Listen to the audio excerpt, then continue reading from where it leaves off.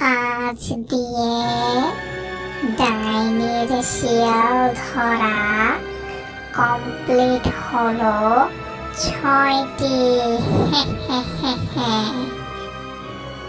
আজ দিয়ে হলো 6টি শিয়াল, আর 4টি শিয়াল ধরে আনলেই ডাইনির হবে 10টি শিয়াল। তারপরেই ডাইনি হয়ে যাবে সর্বশক্তিমান। কিছুদিন আগে জঙ্গলের এক ঈগল ডাইনি শিয়াল ডাইনিকে এসে একটি তান্ত্রিক যজ্ঞ করার কথা জানায়। ঈগল ডাইনি শিয়াল ডাইনিকে বলে, আজ ডাইনি তোর জন্য একটি সুসংবাদ এনেছি। তুই যদি 10টি শিয়ালের বাচ্চা ধরে আনিস, তান্ত্রিক যজ্ঞ করার পর তুই হয়ে যাবি সর্বশক্তিমান। এই কথা বলে ঈগল ডাইনি সেখান থেকে অদৃশ্য হয়ে যায়। এরপর ডাইনি ঈগল ডাইনির কথায় মুগ্ধ হয়ে 10টি শিয়ালের বাচ্চা ধরার কাজে নিজেকে প্রস্তুত করে তোলে। নিজেকে সর্বশক্তিমান করতে ডাইনি বেরোলো 10টি শিয়ালের বাচ্চা খুঁজতে।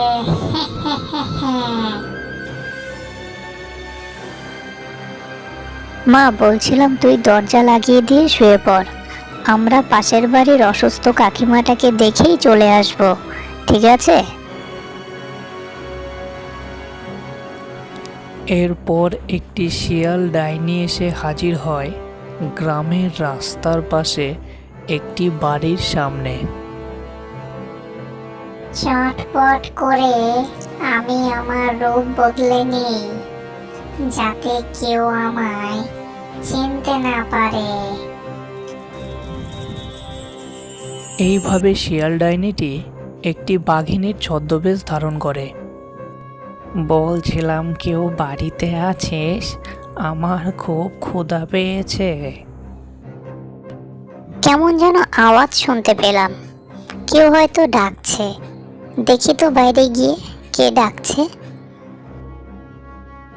কে গো মা তুমি? তোমার বাড়ি কোথায়?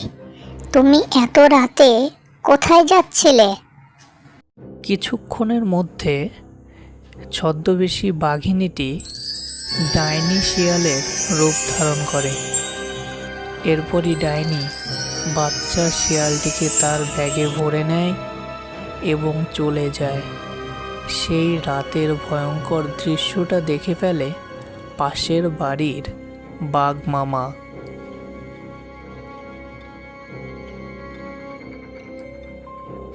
এই বস্তা দিয়ে ডাইনির মোট শিয়ালের বাচ্চার পরিমাণ এখন দাঁড়াবে 9টি।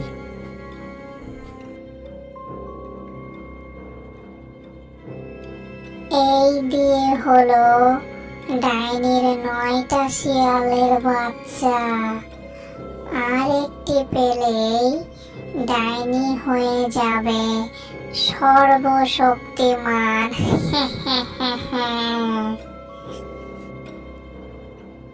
পরদিন সকালে বাঘ মামার কাছ থেকে বাচ্চা শিয়ালটির মা বাবা সব শুনে হতাশ হয়ে যায়। এরপরে তারা বাঘ মামাকে মিনতি করে বলে যে, বাঘ মামা, আপনি যেভাবেই হোক আমাদের বাচ্চাকে ফিরিয়ে এনে দেন। আমাদের একটাই সন্তান, সে যদি হারিয়ে যায় আমরা কিভাবে বেঁচে থাকব?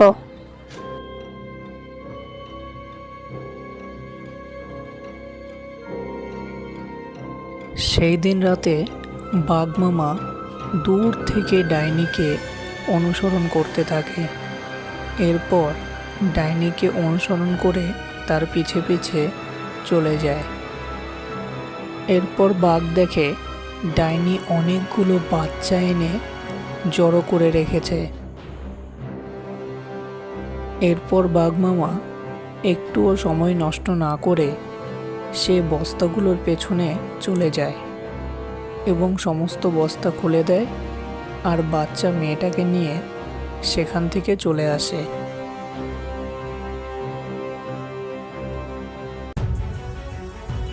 এ কি, আমার বস্তা থেকে বাচ্চা চুরি হলো কিভাবে?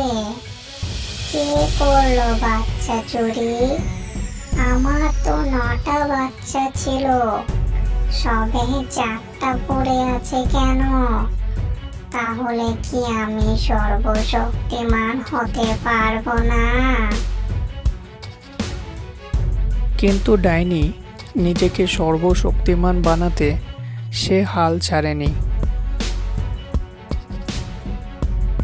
সেই দিন রাতে বাঘমামা একটি বোমা ভর্তি আপেল ডাইনির চলার পথে রেখে দেয়।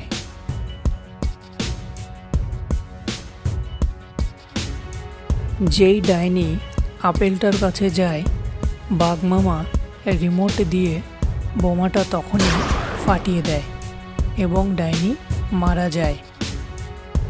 সেই দিন থেকে গ্রামের বাচ্চারা ডাইনির কবল থেকে রক্ষা পায়।